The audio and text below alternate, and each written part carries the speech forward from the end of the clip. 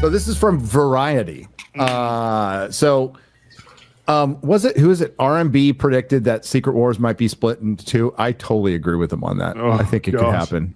A Secret Wars Part 1 and 2. I think it could happen. Secret Wars is meant to be the finale of the multiverse saga and the finale of Marvel, after which Marvel is expected to pivot to a saga centered around characters inherited in Disney's 2019 $72 billion acquisition of 20th Century Fox. Where did all that money go? Where'd they hide that? $72 billion. In a money laundering scheme. Yeah. Thunderbolts director Jake Schreier. Thunderbolts, the movie that flopped, that is now called The New Avengers. Or no, they labeled it on the 4K Blu-ray. It's Thunderbolts asterisk New Avengers asterisk. Nobody cares. That was always confusing marketing that they should just gonna fly off the shelves. Yeah. Yep. They could call it fucking My Beautiful Anus, and it still wouldn't. We do a little better. I would see it. My Beautiful Anus asterisk. I'd get more women. Actually, women just to a the blurry movie. close up of my veins. Jake Schreier has been tapped to helm the MCU's first mutant movie, although many actors from the Fox X-Men movies in the 2000s, including Ian McKellen and Patrick Stewart, please don't break Ian McKellen. No, we love will appear in Doomsday as CGI faces planted on somebody else's body. Mostly a stuntman. Other Marvel projects in development that could wind up opening in 2028 include the aforementioned Blade, Black Panther 3, and a Fantastic Four sequel. And all I saw on Twitter after that sentence was Blade confirmed, still making it. It's like they took the one word and ran with it. Yeah, it's not. This being was made. all in the reason this article exists is because despite Bob Iger every year coming out and saying we're focusing on quality over quantity, we're trying not to put out as many things. We don't want to focus to put out all this stuff. They announced a fourth Marvel movie in the slate for May 2028. No, this is Marvel. I think it was Drinker who made the analogy, and it was good. Of the drug addict who's like, I'm gonna quit tomorrow, man. I'm gonna finish up this stash right now, and I am gonna get sober tomorrow. So that's like, we're still getting this untitled Marvel movie set for this month.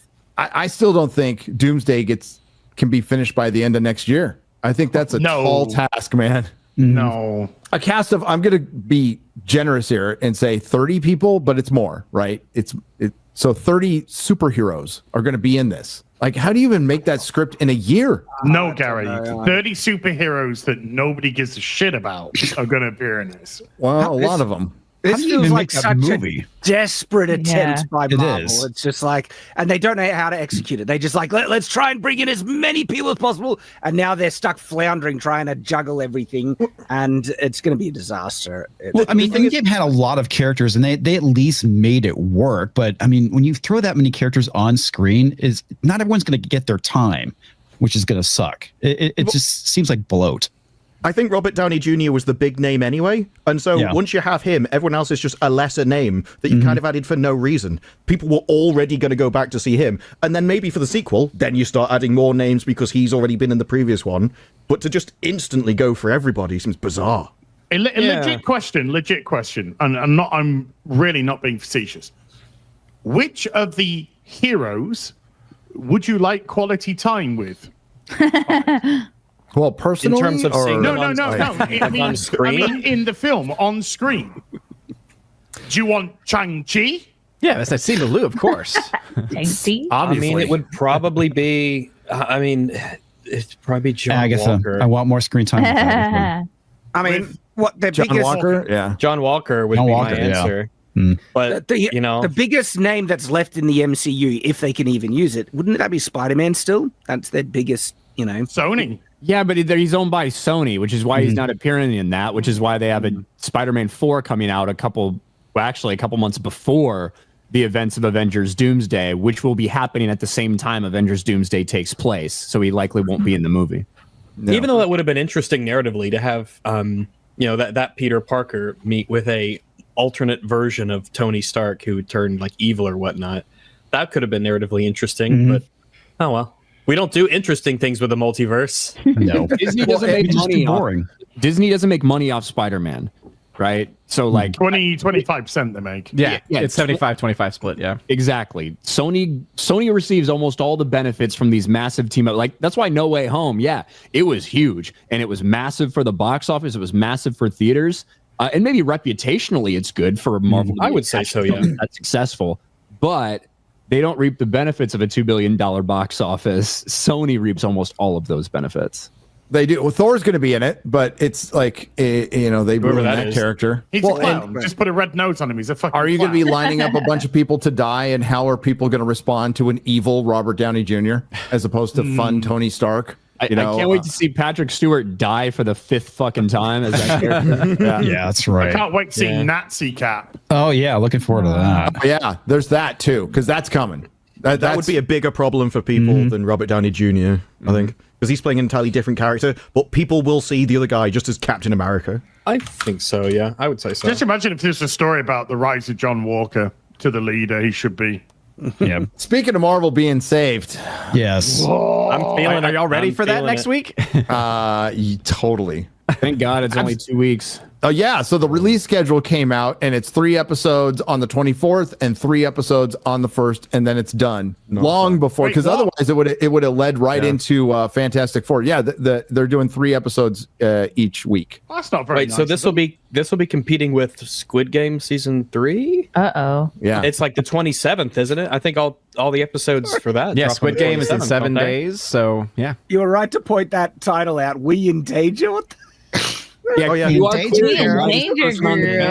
you have a problem with that, Shad? And a lot of people are pointing to the M being like overlined with red in Karma's a Glitch. That's the episode Mephisto's supposed to reveal himself. Oh, great. Oh. Wow, what a introduce great one choice to introduce. I know, dude.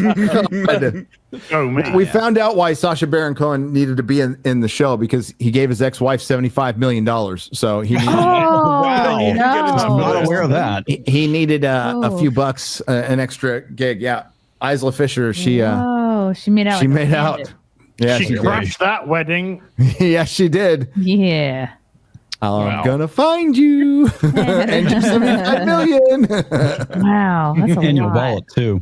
So yeah, these I wouldn't like post this on the internet. I mean, it's bad enough that they're releasing it, but like promotional material, I would just not do it. I would just like quietly release it at 3 a.m, not tell anybody. Hope some YouTubers don't make as many videos and never mention it again. I don't know if I were the Echo treatment. Yeah, if I were them, they're trying to do the Echo treatment, basically dump it as quick as they can and forget about it, because everybody would be focused on Fantastic Four after this. But what I would do is I would go on Disney-owned ABC on a massive morning show, Good Morning America, of which the people that watch that show are not going to watch fucking Ironheart.